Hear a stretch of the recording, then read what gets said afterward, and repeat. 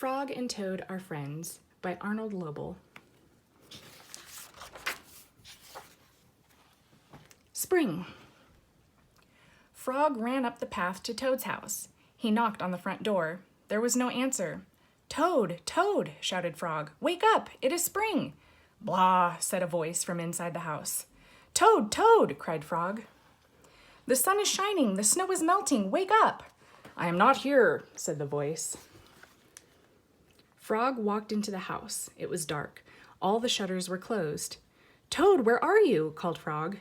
"Go away," said the voice from a corner of the room. Toad was lying in bed.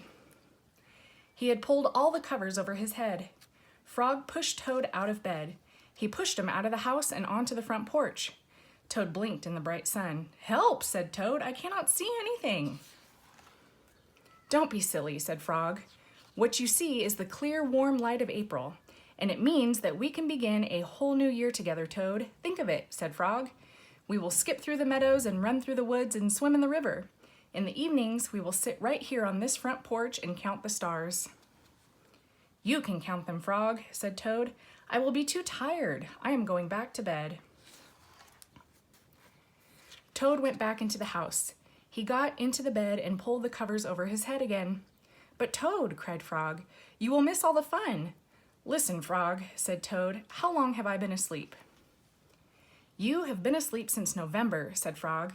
"Well then," said Toad, "a little more sleep will not hurt me. Come back again and wake me up about 1/2 May. Good night, Frog." "But Toad," said Frog, "I will be lonely until then." Toad did not answer. He had fallen asleep. Frog looked at Toad's calendar. The November page was still on top. Frog tore off the November page. He tore off the December page, and the January page, the February page, and the March page. He came to the April page. Frog tore off the April page, too. Then Frog ran back to Toad's bed. "Toad, Toad, wake up! It is May now!" "What?" said Toad. "Can it be May so soon?" "Yes," said Frog. "Look at your calendar." Toad looked at the calendar. The May page was on top. "Why, it is May," said Toad as he climbed out of bed. Then he and Frog ran outside to see how the world was looking in the spring. The story. One day in summer, Frog was not feeling well. Toad said, "Frog, you are looking quite green." "But I always look green," said Frog. "I am a frog." "Today you look very green, even for a frog," said Toad. "Get into my bed and rest." Toad made Frog a cup of hot tea. Frog drank the tea, and then he said, "Tell me a story while I am resting." "All right," said Toad. "Let me think of a story to tell you." Toad thought and thought, but he could not think of a story to tell Frog. "I will go out on the front porch and walk up and down," said Toad. "Perhaps that will help me to think of a story." Toad walked up and down on the porch for a long time, but he could not think of a story to tell Frog. Then Toad went into the house and stood on his head. "Why are you standing on your head?" asked Frog. "I hope that if I stand on my head, it will help me to think of a story," said Toad. Toad stood on his head for a long time, but he could not think of a story to tell Frog. Then Toad poured a glass of water over his head. "Why are you pouring water over your head?" asked Frog.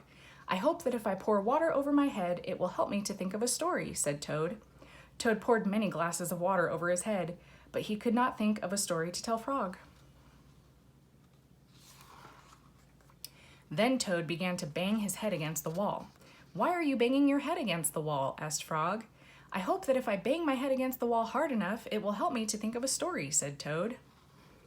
"I am feeling much better now, Toad," said Frog. "I do not think I need a story anymore." "Then you get out of bed and let me get into it," said Toad, "because now I feel terrible." Frog said, "Would you like me to tell you a story, Toad?" "Yes," said Toad, "if you know one." "Once upon a time," said Frog, "there were two good friends, a frog and a toad. The frog was not feeling well. He asked his friend the toad to tell him a story. The toad could not think of a story. He walked up and down on the porch, but he could not think of a story. He stood on his head, but he could not think of a story. He poured water over his head, but he could not think of a story.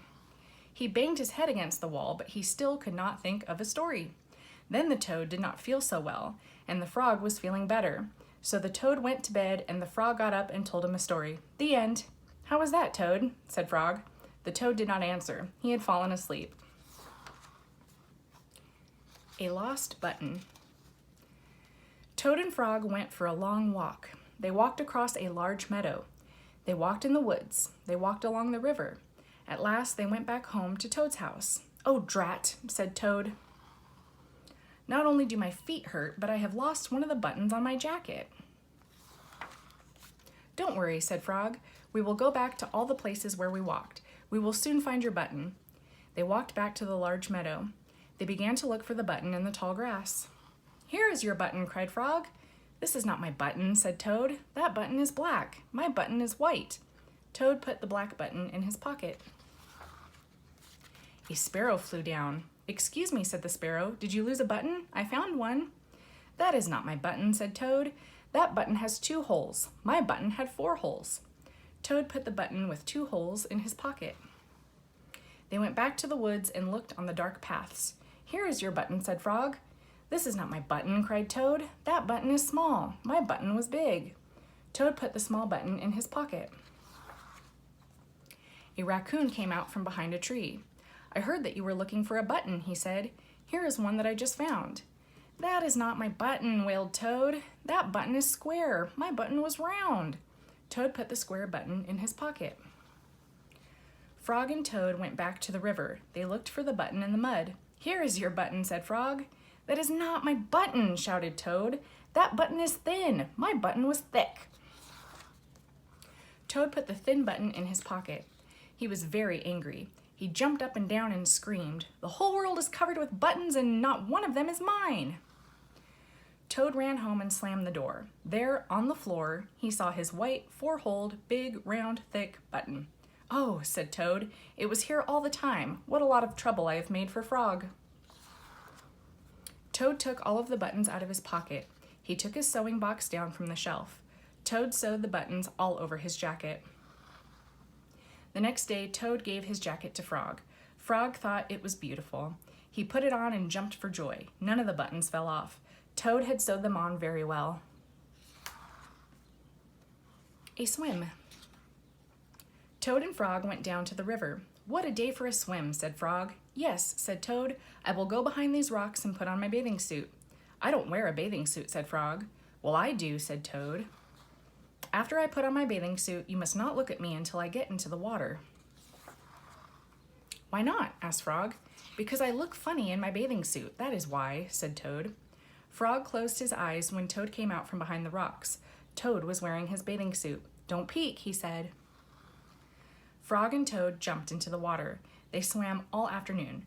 Frog swam fast and made big splashes. Toad swam slowly and made smaller splashes. A turtle came along the riverbank. "Frog, tell that turtle to go away," said Toad. "I do not want him to see me in my bathing suit when I come out of the river." Frog swam over to the turtle. "Turtle," said Frog, "you will have to go away." "Why should I?" asked the turtle. "Because Toad thinks that he looks funny in his bathing suit, and he does not want you to see him," said Frog. Some lizards were sitting nearby. "Does Toad really look funny in his bathing suit?" they asked. A snake crawled out of the grass. "If Toad looks funny in his bathing suit," said the snake, "then I, for one, want to see him." "We want to see him too," said 2 dragonflies. "Me too," said a field mouse.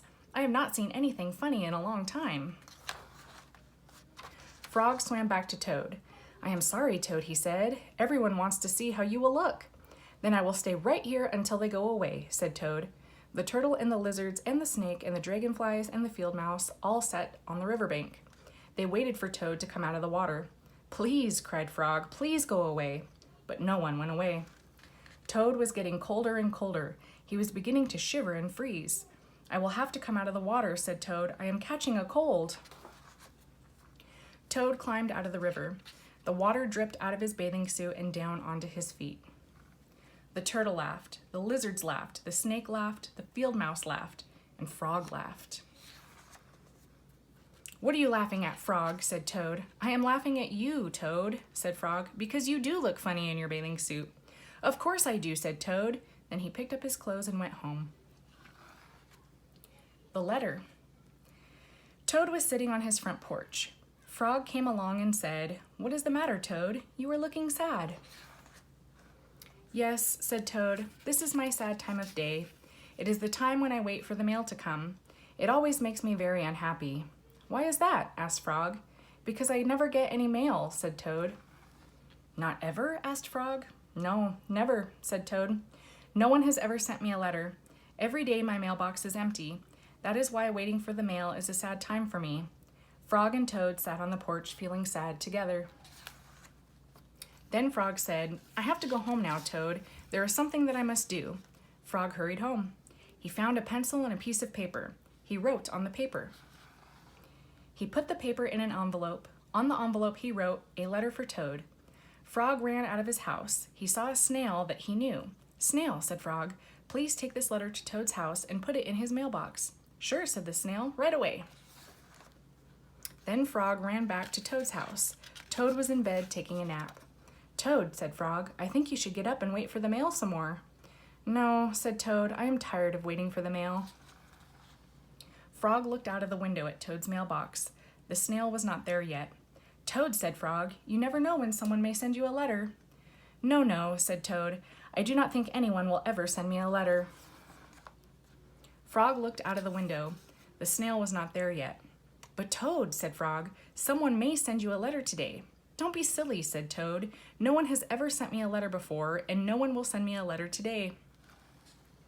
Frog looked out of the window. The snail was still not there. "Frog, why do you keep looking out of the window?" asked Toad. "Because now I am waiting for the mail," said Frog. "But there will not be any," said Toad. "Oh, yes, there will," said Frog, "because I have sent you a letter." "You have?" said Toad. "What did you write in the letter?" Frog said, "I wrote, 'Dear Toad, I am glad that you are my best friend. Your best friend, Frog.'" "Oh," said Toad, "that makes a very good letter." Then Frog and Toad went out onto the front porch to wait for the mail. They sat there feeling happy together. Frog and Toad waited a long time. 4 days later, the snail got to Toad's house and gave him the letter from Frog. Toad was very pleased to have it.